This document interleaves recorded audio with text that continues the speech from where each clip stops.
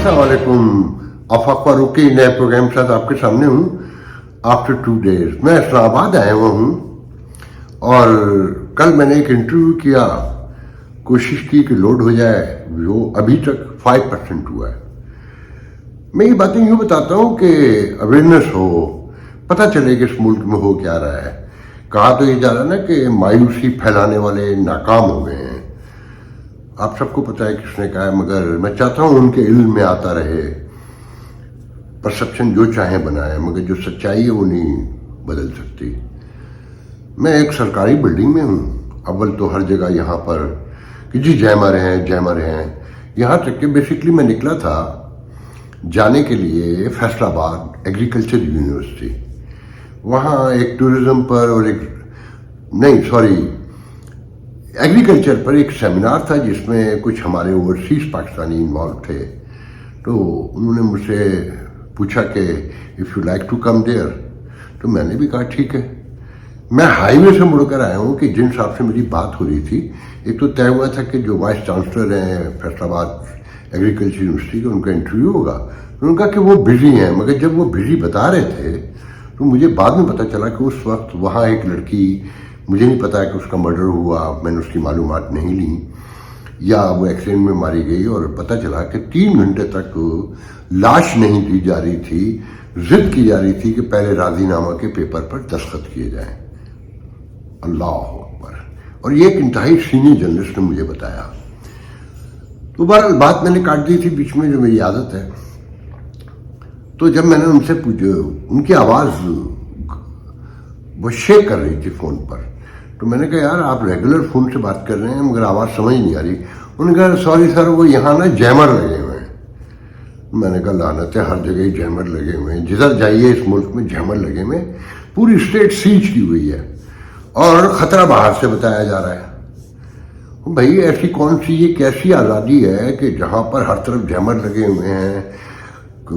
आज फलाना दिन है तो नेट बंद है, आज फलाना दिन है तो नेट बंद है, आज फलाना जुलूस है तो नेट बंद है, अभी प्रोटोकॉल गुजरा है तो उनके साथ जैमर जा रहे हैं तो इसलिए नेट बंद है।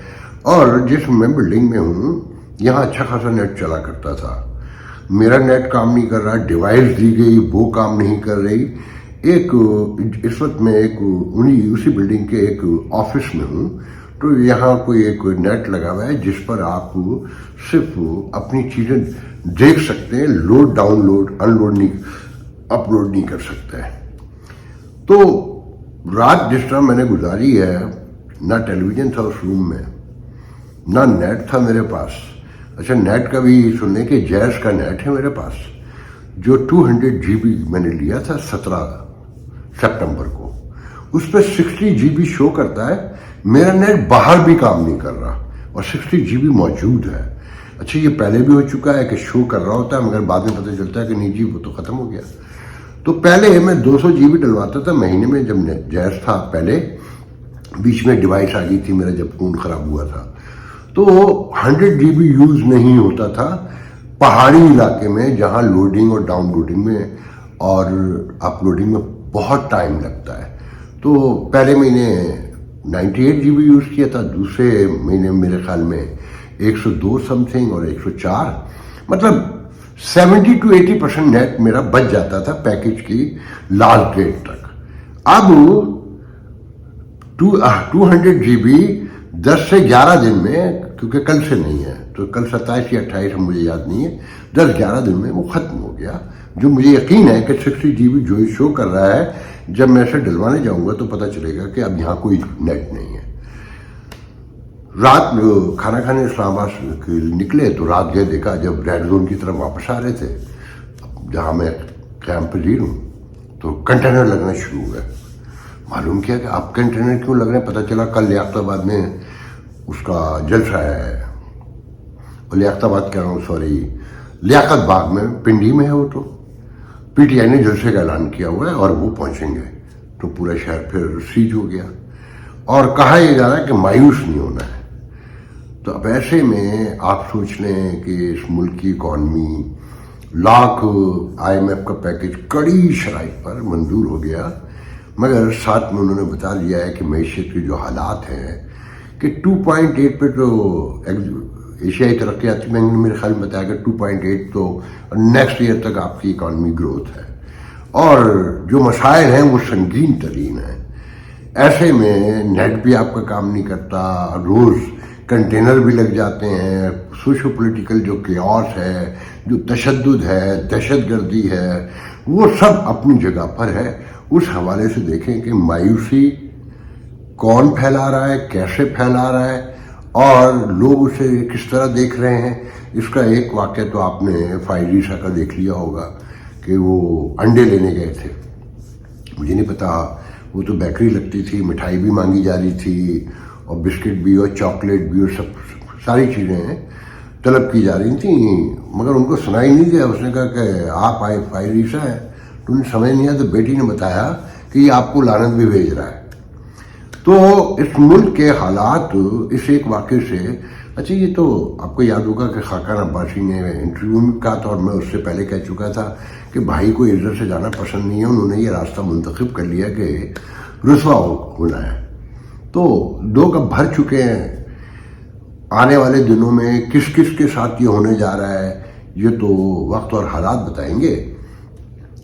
वो मोहतरम जनाब प्राइम मिनिस्टर आपके जो हैं वो बड़ा रशली कहना चाहिए कि न्यूयॉर्क से निकले हैं, कम्युनिटी डिनर मुझे नहीं पता कि हुआ नहीं हुआ, जो छुप कर ओवरसीज फाउंडेशन के जो चेयरमैन बनाए गए हैं, जो लंदन में रहते हैं, उनके बारे में जो लोगों ने मुझे गुफ्तगू की है न्यूयॉर्क के, मैं बस इतना कहूँगा, आप समझ जाइएगा कि सब हैरान थे कि ओवरसीज पाकिस्तानी फाउंडेशन का जो चेयरमैन बनाया गया है, उसका हुलिया, उसकी गुफ्तगू, उसकी बातें जो मुझ तक लोगों ने पहुँचाई हैं, मुझे यकीन नहीं आता।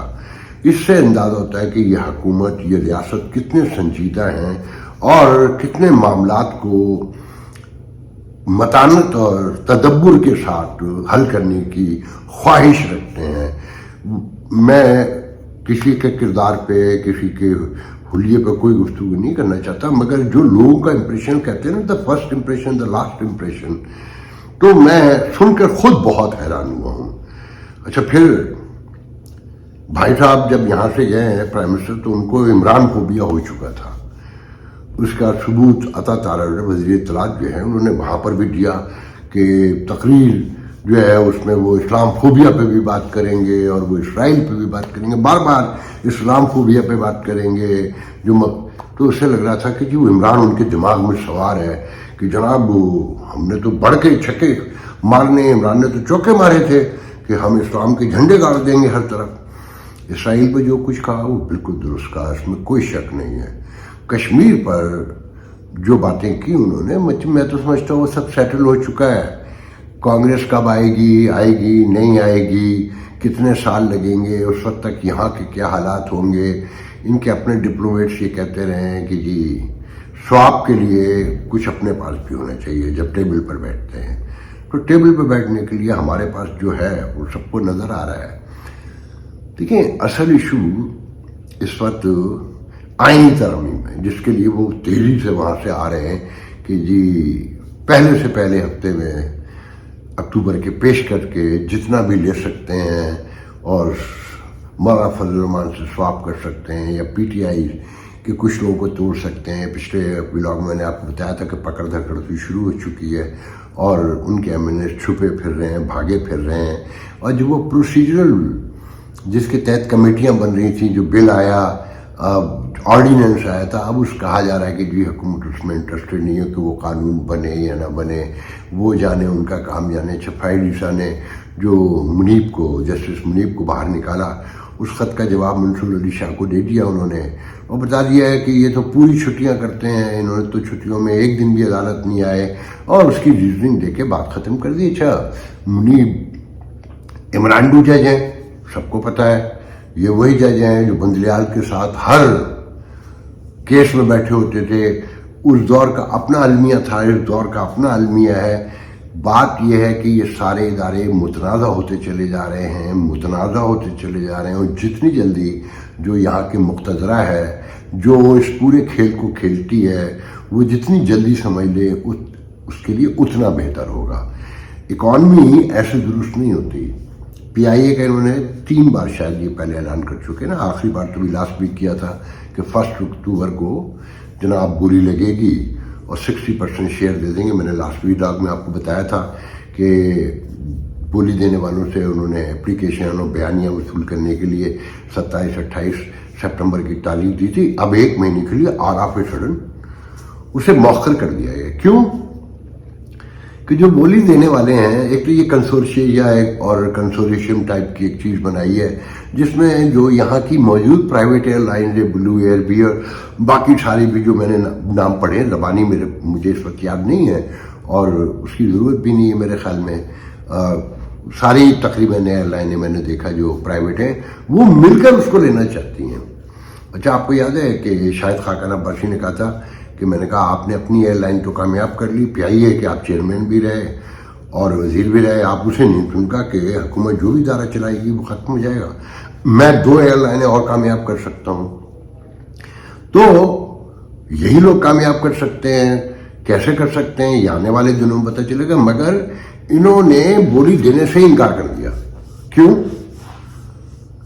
तो वो कहते हैं कि जी जहाज़ों की जो हालत है आपके, फिर जो आप शराइत लगाते हैं कि मुझे याद नहीं है कि कितने 7,000 मुलाजिम हैं या 8,000 मुलाजिम हैं, 18 जहाज जिनमें से 6 खड़े हुए हैं, 11 या 12 चलते हैं और साथ में जो लाइबिलिटीज आपकी इतनी बड़ी हैं वो 200 अरब तो इन्हीं की तरफ आ रहे हैं ना, 800 अरब में से 600 हुकूमत ले रही है। फिर जो जहाज़ों की हालत है वो एक अपनी मुश्किल है बड़ी, उनकी और हालिंग रिपेयरिंग, उनके लीज के मसाइल होंगे और बहरहाल उन्होंने साफ इनकार कर दिया। जो मेरी मालूमात है कि जनाब जो आप कंडीशन लगाते हैं उसके साथ तो इतनी बड़ी मुलाजमीन की फौज तो नहीं ले सकते। अच्छा, ये मैंने आपको पहले बता दिया था, ये मुमकिन ही नहीं है।